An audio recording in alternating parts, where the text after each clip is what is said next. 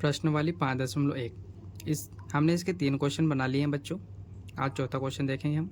निम्न प्रतिरूप का अवलोकन कीजिए और रिक्त स्थानों को भरिए। ठीक है, रिक्त स्थान भरिए। क्या दिया है आपका, देखो ये आपको लॉजिक लगाना है। 3 आपको उन्होंने करके दिए हैं, आपको 2 बनाने। तो देखो क्या है, 21 है, मतलब 121 किसका, 11 का। 11 का स्क्वायर क्या होता है, वर्ग 121। पर आपको इसमें लॉजिक लगाना है, आपको याद करने की जरूरत नहीं है। देखो एक कितनी बार लिखा है यहाँ पर, 1 2 बार लिखा है। एक जो है 2 बार लिखा है, तो आपको गिनती में 2 तक जाना है। कैसे, 1 2 तक गए, फिर रिवर्स हो जाना है, फिर जो 2 के पहले आता है उसको यहाँ लिखना है। कैसे, देखो ये 11 लिखा था, ठीक है। ये कितने टाइम लिखा है बच्चों, ये अपने आप में 1 है, ये अपने आप में 1 है, तो 1 2, तो आपको 1 2 तक जाना है और फिर रिवर्स हो जाना है। तो 2 के पहले क्या आता है, 1। इस प्रकार से आपको करना है, ठीक है। नीचे वाला देखो कैसे लॉजिक लगाएंगे हम। क्या दिया है आपका, क्या दिया है आपका, यहाँ देख लेते हैं। 1 0 1, तो 1 1 कितने टाइम लिखा है, 2 टाइम। 1 2 2 बार लिखा है ना 1, तो आपको क्या करना है, 2 तक तो जाना है और 2 के पहले क्या आता है, 1। ये हो गया। अब बीच में 1 1 0 आ रहा है, तो आप 1 1 0 यहाँ पर यूँ लगा दीजिएगा, ठीक है। अब इसको देख लीजिएगा, ये भी ऐसे ही है। यहाँ पे भी कितने टाइम, कहाँ तक जाना है, 2 तक। कैसे दिया है आपका, इस प्रकार दिया है। 1 0 या 0 2 दिए हैं इसके अंदर, और ये ठीक है इस प्रकार दिया है। तो देखो 1 कितने टाइम है, 1 1 1 2 2 टाइम दिया है। तो आपको क्या करना है, 2 तक तो जाना है, ठीक है, और फिर रिवर्स हो जाना है। 2 के पहले क्या आता है, 1। अब इनके बीच में कितने कितने जीरो है, 2 2, तो 2 2 जीरो लगा दो बच्चों, ठीक है, 2 2 जीरो लगा दो। अब इसको कैसे करेंगे, तो देखो यहाँ पे दिया है, बस आपको जीरो लिखना है, तो ये जीरो आप यहाँ लगा दीजिएगा, ठीक है। 1 के बाद में कितने जीरो, 1 2 3 4, तो यहाँ पर कितने जीरो आ जाएंगे आपके, 1 2 3 4 जीरो आ जाएंगे। यहाँ पे भी कितने आएंगे, 4 आएंगे, 1 2 3 4। अब ये कैसे होगा, तो देखो आपको कुछ नहीं करना है, वापस वहीं तक जाना है। 1 2 और फिर रिवर्स हो जाना है। कितने टाइम लिखा है, 1 एक बार, यहाँ एक बार, तो 2 बार लिखा है 1, और फिर 2 लिखा है, तो 2 के बाद में वापस रिवर्स हो जाना है। रिवर्स का मतलब है कि 2 के पहले क्या आता है, 1, ठीक है। ये हो गया। अब इनके बीच में ये जीरो है, तो जितने जीरो दिए उतने जीरो लगा दीजिएगा। 1 2 3 4 5 6, यहाँ पर 6 जीरो आप लिख दीजिएगा, ठीक है। इस प्रकार 1 2 3 4 5 6, 1 2 3 4 5, और ये आपका 6। 1 यहाँ पे नहीं लगेगा आप, ठीक है। आपका यहाँ पे जीरो मत लगाइएगा गलती से भी, क्योंकि बस अंदर अंदर का बोला है, अंदर लगाना है, ठीक है। चलिए दूसरा क्वेश्चन देखते हैं, 5वां जो आपका है, ठीक है बच्चों। 5वां बहुत अच्छा क्वेश्चन है आपका, देखिएगा। निम्न प्रतिरूप का अवलोकन कीजिए और रिक्त स्थान भरिए। ये भी सेम टू सेम ऐसा ही है बच्चों, पर यहाँ पर थोड़ा सा ये इधर देखिए, यहाँ पे ये करने का बोल दिया आपको, ठीक है। तो देखो इसको करते हैं, है ना। 11 वही अभी जो किया था अपन ने, 1 कितने टाइम लिखा है, 2 टाइम, तो 2 तक गिनती में जाना है और फिर रिवर्स हो जाना है, ठीक है। चलो यहाँ पे देखो क्या दिया है, 1 कितने बार लिखा है, 2 बार, तो हम 2 तक गए, फिर 1 रिवर्स हो गया, मतलब 2 के पहले क्या आता है, 1। यहाँ पे भी ऐसे ही किया उन्होंने, 1 2 3। अब यहाँ 1 कितनी बार लिखा है बच्चों, 3 बार, तो आपको गिनती में 1 2 3 तक जाना है और फिर रिवर्स हो जाना। तो 3 के पहले क्या था, 2, 2 के पहले क्या था, 1। अब ये मत सोचना कि सर ये 3 लिखा है तो हम पहले 1 लिखेंगे फिर 2, ऐसा नहीं। 2 के पहले क्या आता है, 1। 3 के पहले क्या आता है, 2, 2 के पहले क्या आता है, ऐसा, ठीक है। अब इसको नहीं बना सकते, यहाँ पर देखो 1 2 3 4 बार दिया है, कि 1 कितनी बार दिया है, 4 बार, तो आपको कहाँ तक जाना है गिनती में, 1 2 3 और ये आपका 4 तक जाना है। और जितने जितने जीरो लगे उतने आप लगा दीजिएगा। दोनों के बीच में कितने जीरो लगे, इन दोनों के बीच में 1, तो आप भी 1 जीरो लगा दीजिएगा, ठीक है। ये हो गया। इतना करने के बाद में आपको क्या करना है, फिर रिवर्स जाना है बच्चों, रिवर्स। 4 तक गए, 4 के पहले क्या आता है, 3, 3 के पहले क्या आता है, 2, 2 के पहले क्या आता है आपका, 1। अब इनके बीच में हम क्या लगा देंगे, 1 1 जीरो, क्योंकि सबके बीच में 1 1 जीरो है आपका। ये हो गया आपका आंसर।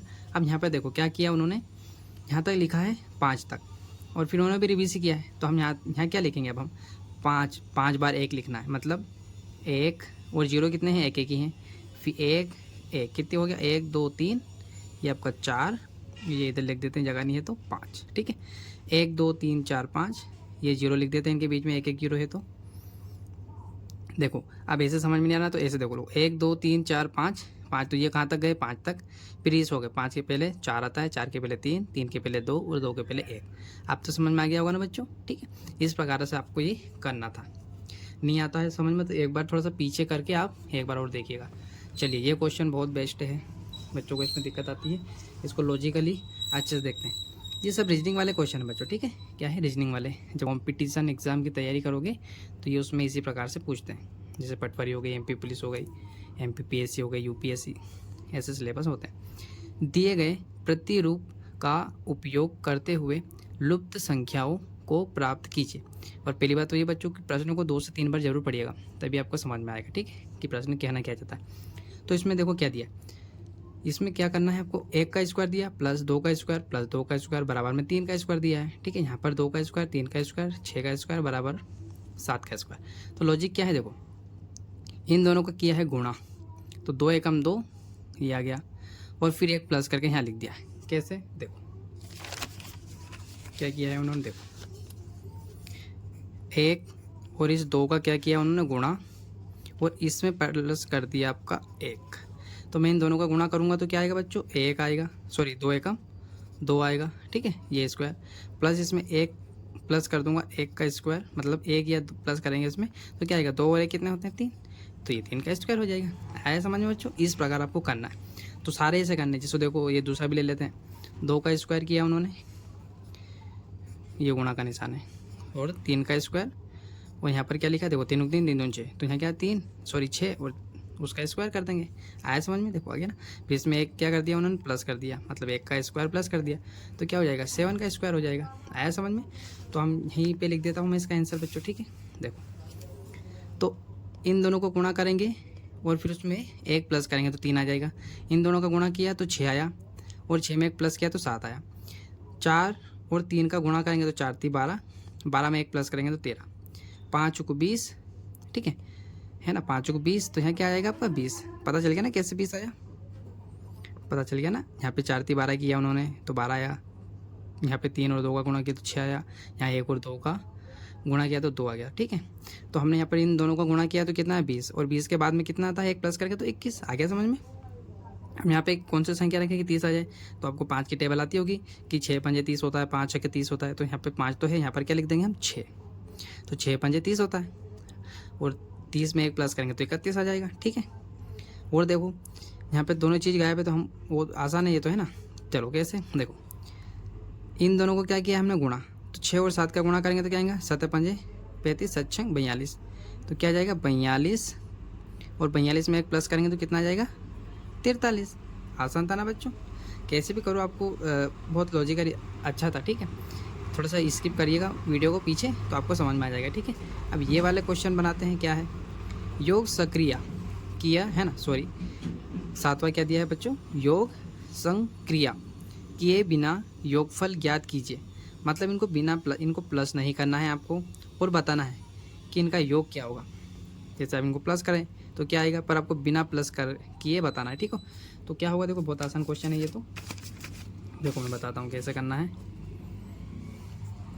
लिखते हैं ना। चलो थोड़ा पेन का यूज़ कर लेते हैं। प्रश्न क्रमांक आपका 7वां क्या दिया है आपका, 1 + 3 प्लस में 5 प्लस में आपका 7 प्लस में आपका क्या दिया है 9, ठीक है।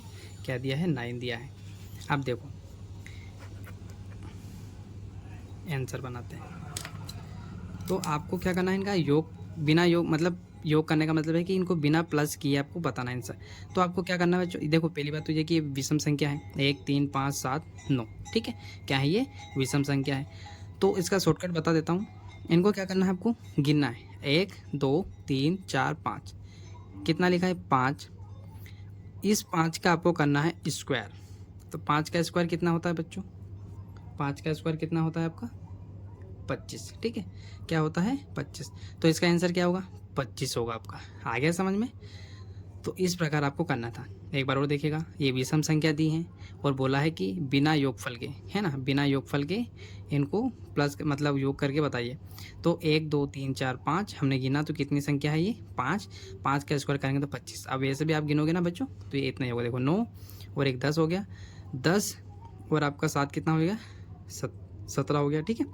17 में 3 प्लस करेंगे तो 17 में 3 प्लस करेंगे तो आपका 20, और 20 में 5 प्लस करेंगे तो ये आपका 25। आ गया समझ में। दूसरा क्वेश्चन देखते हैं। ठीक है, इसका आंसर देखते हैं क्या दिया है। देखो विषम संख्या है सारी बच्चों, ठीक है, विषम संख्या। तो आपको क्या करना है, काउंट करना। 1 2 3 4 5 6 7 8 9 10। कितने टाइम लिखा है, 10 टाइम। तो इनका योग कितना होगा, तो यहाँ लिखेंगे 10 और इसका कर देंगे स्क्वायर। तो 10 का स्क्वायर कितना होता है आपका 100। आपको स्क्वायर नहीं पता है तो इसमें थोड़ा सा स्क्वायर देख लो।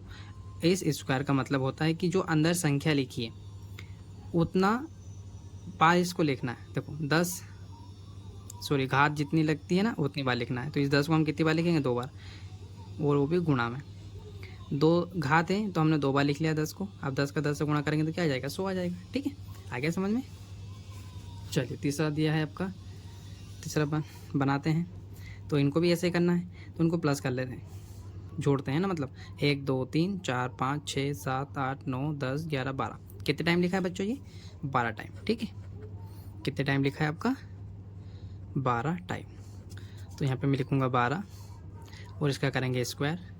तो 12 का स्क्वायर क्या होता है आपका 144। अगर आपको नहीं आता है तो 12 गुणित 12 करिएगा, आपका आंसर आ जाएगा। ठीक है, हो गया बच्चों, गुणा करेंगे तो आपको 144 मिल जाएगा। फिर कौन सा दिया है आपका, ये वाला क्वेश्चन 8वां। चलिए 8वां देखते हैं क्या दिया है। 49 49 को 7 विषम संख्याओं के योग के रूप में लिखिए। मतलब ये इस प्रकार दिया है, आपको इस कंडीशन में लिखना। तो कैसे लिख सकते हैं बच्चों, देखो 49 को लिखना कितनी बार, 7 बार। तो आपको 1 से स्टार्ट करना है, लिखना कहाँ से स्टार्ट करना है, बहुत इंपॉर्टेंट क्वेश्चन है 8वां आपका। ठीक है, इसका आंसर देखिएगा आप, अच्छे से बनाते हैं। ठीक है, क्या दिया है आपका, एक बार। ठीक है, तो 49 तक मतलब हम जब इन संख्याओं को प्लस करें, अगर जैसे इनको प्लस किया था हमने तो कितना आया था, इस पहले वाले क्वेश्चन को हमने जब प्लस किया था कितना आया था आपका 25। ठीक है, कैसे आया था, जब इनको प्लस किया था, पर हमने प्लस करने का बोला था कि नहीं। उसी प्रकार यहाँ पर ऐसी संख्या 7 बार लिखनी है, ऐसी 7 संख्या लिखनी है जिनका योग अगर प्लस भी करें तो कितना आना चाहिए, 49, मतलब 49। तो क्या करेंगे इसके लिए, तो देखो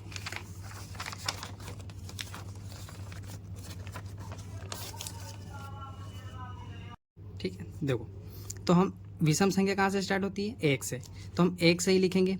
ठीक है, 1, फिर आता है आपका 3 5, 5 के बाद में क्या आता है आपका विषम संख्या 7, फिर आता है आपका 9, 9 के बाद में क्या आता है बच्चों, 7 संख्या लिखनी है, ये ध्यान रखिएगा, ऐसे गिनना है। और 7 तो 2 2 4 5 तो हो गई, 11 13, 1 2 3 4 5 6 7 हो गई 7 बच्चों। अगर इन संख्याओं को आप प्लस करेंगे तो आपका 49 आ जाएगा, 49 आ जाएगा। ठीक है, तो मैंने बोला ना आपको कि इस प्रकार दिया, आपको इस कंडीशन में निकाल के बताना है। तो ये तो ईजी था। ठीक है, इस प्रकार आपने लिख दिया इसको, तो इसका कोई आंसर ये हो गया। अब दूसरा भी यही दिया है 121, तो हम 1 से 11 तक संख्या लिख देंगे। ठीक है, तो इसका आंसर भी निकल जाएगा। तो आपका ये हो गया पहला। अब दूसरा बनाते हैं हम। ठीक है, चलो तो मैं लिखता हूँ 1 से 3 5 7 9 11 13 हो गया, 15 हो गया आपका, 17 के बाद में हम लिख सकते हैं 19। एक बार काउंट कर लेते हैं, 1 2 3 4 5 6 7 8 9 10, एक संख्या वो लिखनी है। ठीक है, लिख देंगे 21। ठीक है, जब इस पूरी संख्या को आप प्लस करेंगे बच्चों तो आपको क्या मिल जाएगा, 121 मिल जाएगा। ठीक है, तो आप ये चाहें तो इस प्रकार भी लिख सकते हैं। ठीक है, कि 121 बराबर क्या लिख सकते हैं, ये पूरी संख्या 1 3 5 7, ठीक है, 9 11 13 15 17 19 21। ठीक है, बराबर करके ऐसे भी लिख सकते हैं ताकि उनको और अच्छा लगे। ठीक है बच्चों, ये समझ में आया आपको क्वेश्चन। अब नीचे वाला देखिए, इसमें सब सूत्र का बोलते हैं, मैं बोलता हूँ सूत्र की ज़रूरत ही नहीं है, थोड़ा सा ध्यान रखना है बस। कैसे करेंगे इसको देखिएगा। क्या आपका प्रश्न 9वां, ठीक है, उसका पहला बनाएंगे हम। क्या दिया है कि निम्नलिखित संख्याओं के वर्ग के बीच में कितनी संख्याएं, मतलब 12 और 13 का वर्ग करें, अगर 12 का वर्ग करेंगे अगर हम तो हमको मिलेगा 144, और 13 का अगर वर्ग करेंगे तो मिलेगा हमको 169। ठीक है, 169। तो इनके बीच में कौन कौन सी संख्या आती है वो आपको बताना है। ठीक है। कितनी संख्या आती है, जैसे कि 44 के बाद में 145 आ जाएगा, फिर 146 आ जाएगा, 147 आ जाएगा, तो ऐसे कब तक गिनेंगे, तो हमको गिनना थोड़ी ना। तो मैं एक लॉजिक बताता हूँ, सूत्र की ज़रूरत भी नहीं है, वैसे भी आप याद रख सकते हैं। ठीक है, तो क्या है वो, देखो बोला है आपको, क्या बोला है कि 12 और 13, 12 और 13 के बीच में संख्या बतानी है। तो आप क्या कीजिए, पहली संख्या प्रथम, ठीक है, पहली संख्या का 2 से गुणा कर दीजिए। तो यहाँ लिख सकते हैं